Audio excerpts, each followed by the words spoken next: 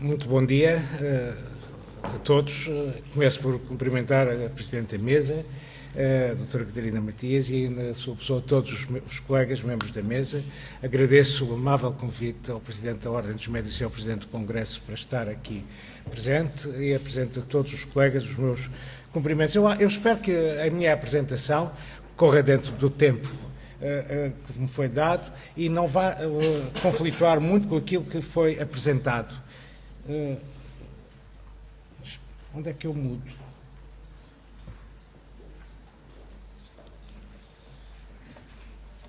Posso usar este?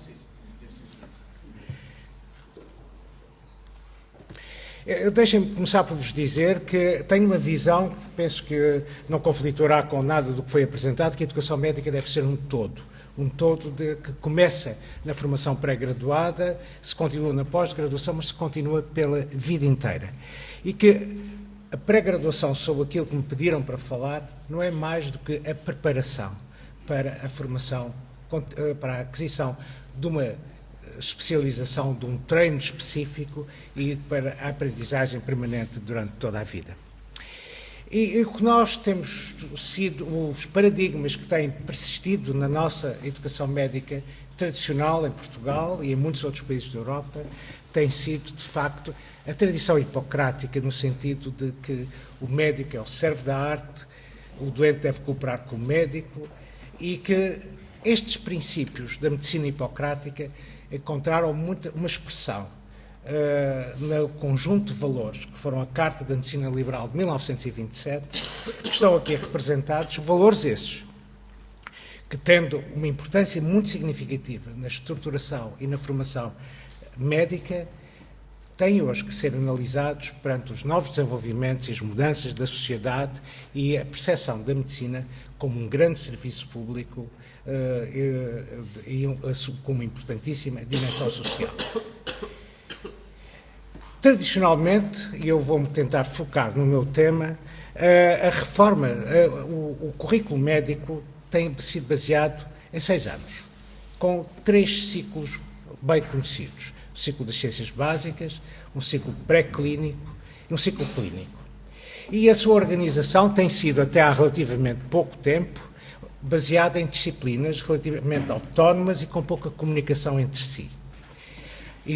Houve um desenvolvimento muito significativo, que foi a introdução do 6º ano profissionalizante, baseado numa experiência de rotações clínicas, passando pela medicina comunitária e pelos centros hospitalares.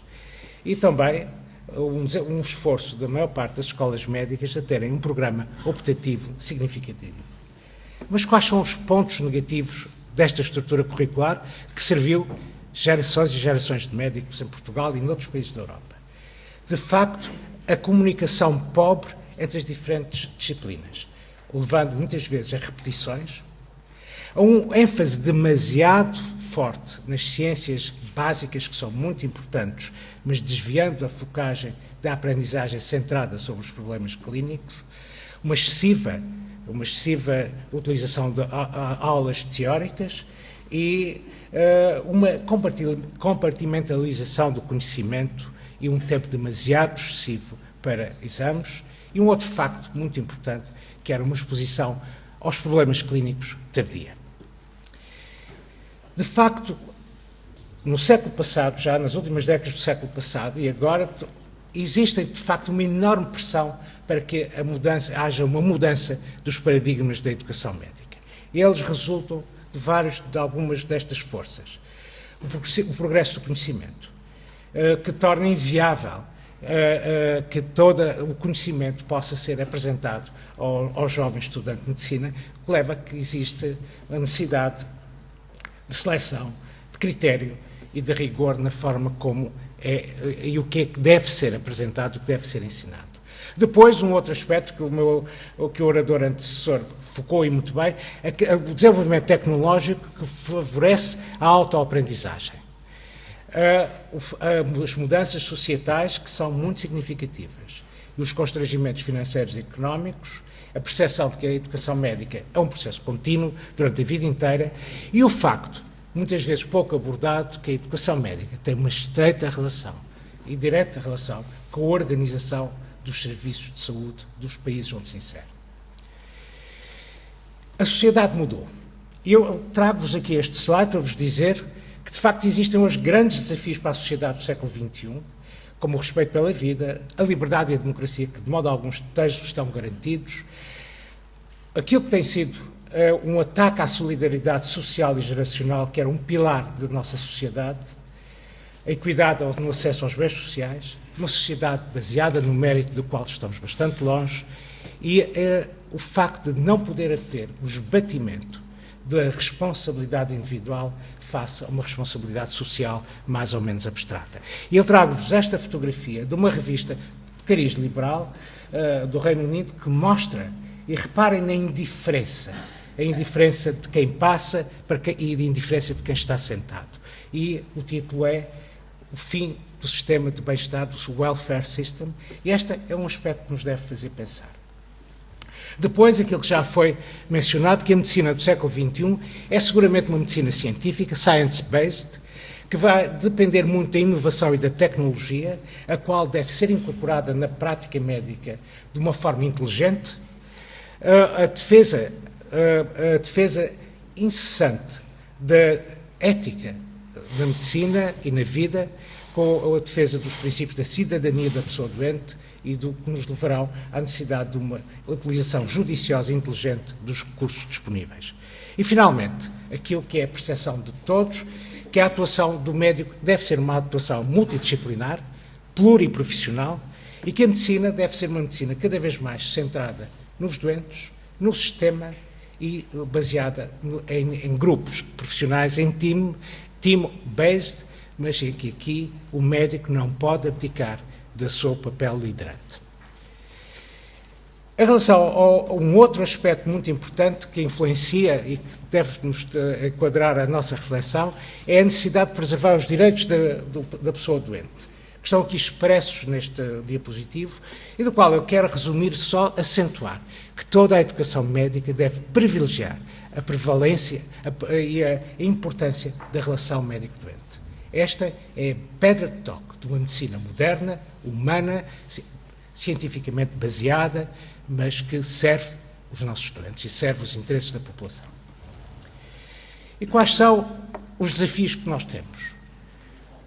O envelhecimento ativo, consequência da evolução demográfica das sociedades, a emergência de novas doenças para a qual temos que estar preparados e o entrecruzamento das doenças dos diferentes setores do globo terrestre, das diferentes áreas geográficas. O impacto da ciência e da tecnologia, a necessidade de privilegiar a defesa dos valores, mas eu queria chamar aqui a atenção de um outro aspecto. E eu devo quem me chamou a atenção por este artigo foi o João Correia da Cunha, que está ali, do New England Journal of Medicine, que me mandou até este artigo. É que, de facto, é a emergência de uma nova epistemologia, de uma nova linguagem, em que se deixa de falar de doentes, passam-se a falar de clientes. Deixa-se de falar de médicos, enfermeiros e para-se chamar globalmente profissionais de saúde, ou aquilo que você usou há bocado, medical expert, o que eu acho que é o que não está bem. E depois a diluição da responsabilidade individual perante a emergência das guidelines e tudo o resto que nos devem servir de apoio, mas que não podem destruir a relação pessoal médico-doente. E depois o desvio que há para as necessidades financeiras do sistema em detrimento da qualidade da profissão da qualidade disponível ao exercício da profissão. O que nós pretendemos no ensino médico é formar gente competente. Gente que tenha, e eu tenho um slide que tirei, por causa do tempo, dedicado aos estudantes de medicina, é que a primeira responsabilidade que eles têm é a responsabilidade de ser jovem. E ser jovem é adquirir formação.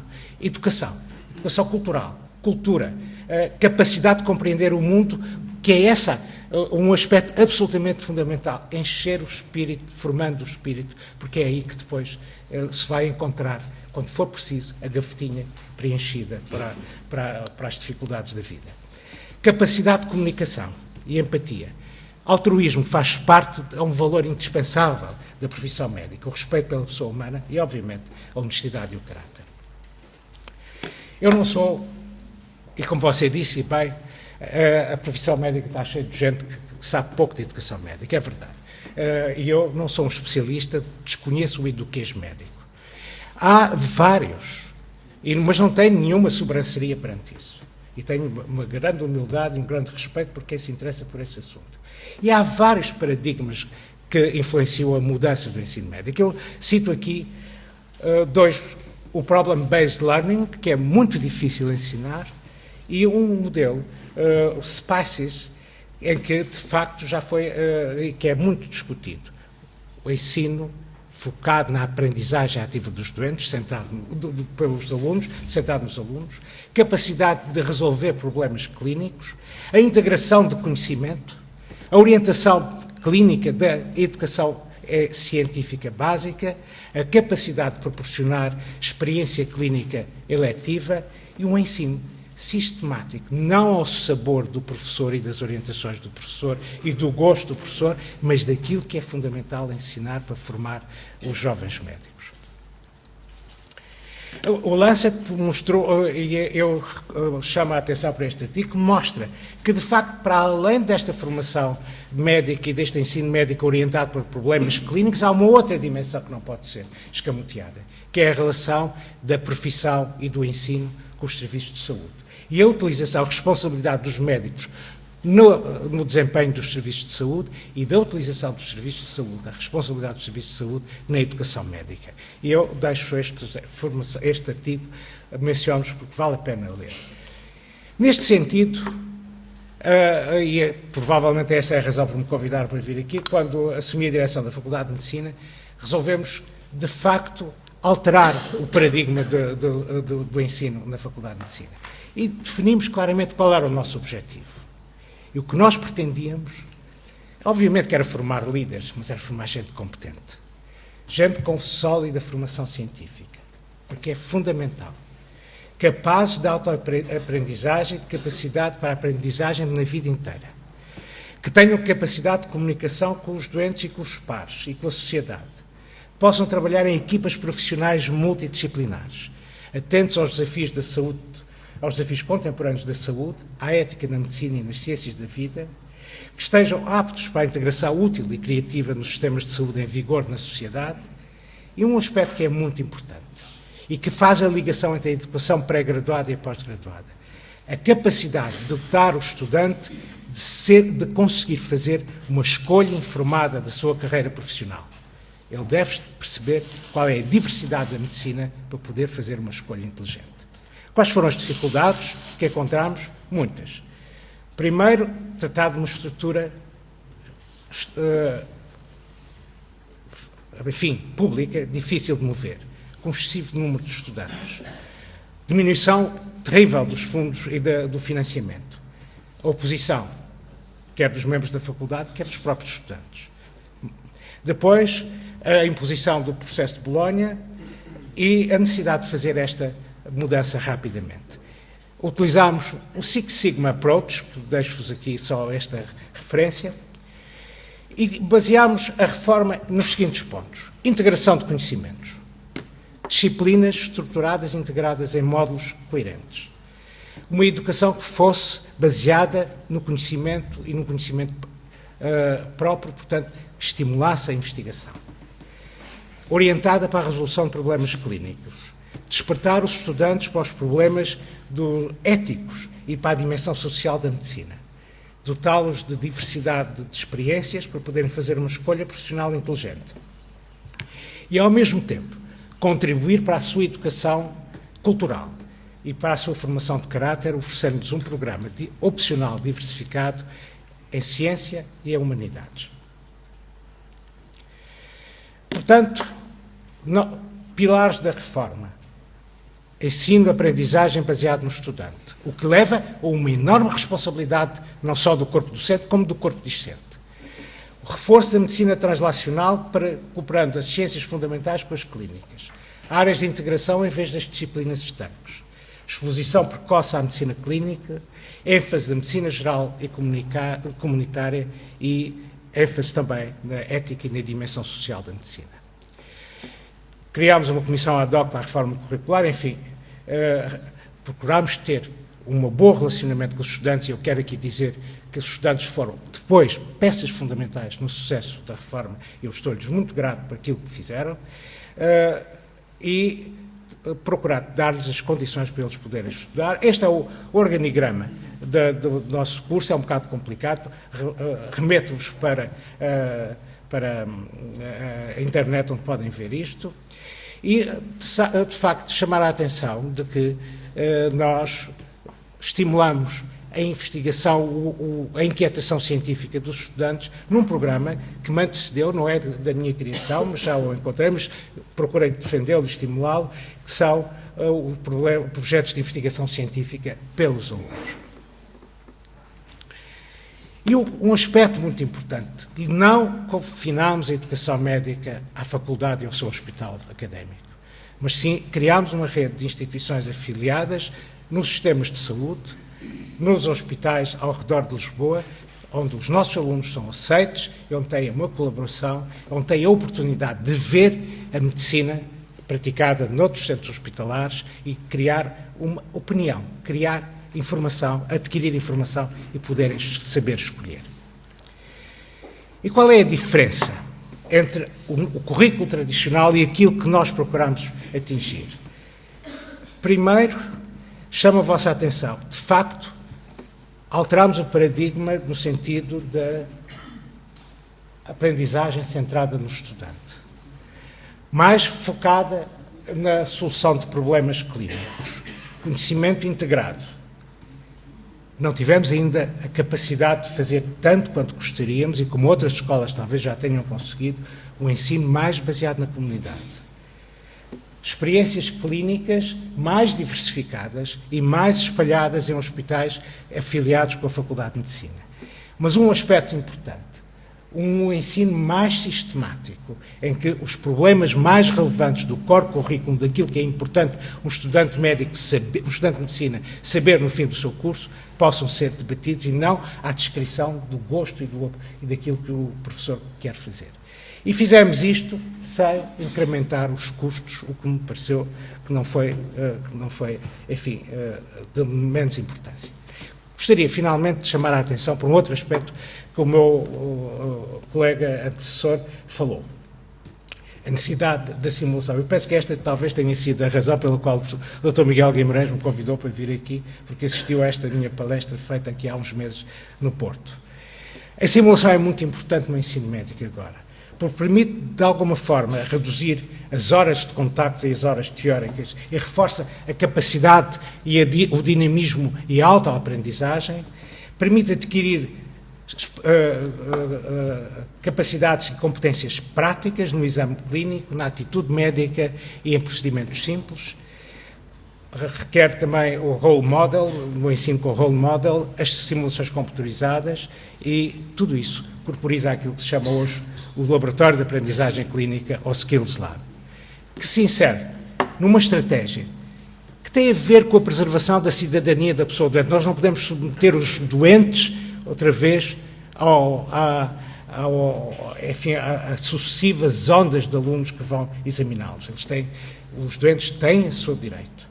E isto insere-se, portanto, numa cultura de patient saving strategy, de segurança, de uma aprendizagem supervisionada, permitir fazer repetições daquilo que estão a fazer e, de facto, suscita o empenhamento individual. E aqui tem exemplos, como são os nossos Skills Lab, que começámos na introdução à clínica, e gostaria de terminar por vos dizer 3 reflexões finais. Primeiro, nós esforçamos-nos imenso para melhorar a educação médica em Portugal. E este é um movimento que tem sido comum a todas as escolas médicas. Mas não temos voz ativa nenhuma na formação dos alunos que chegam às faculdades de medicina. E este é um aspecto muito importante. Ninguém nos ouve. E é reconhecido que aquilo que nós tivemos no velho 7º ano do liceu, com algum conhecimento de filosofia, de língua portuguesa e de cultura, devia ser reposto. E os americanos escreveram que é muito importante que os jovens estudantes de medicina tenham, aspirantes a estudante de medicina, tenham cultura em ciências sociais e comportamentais. Tenha cultura. E isso falha.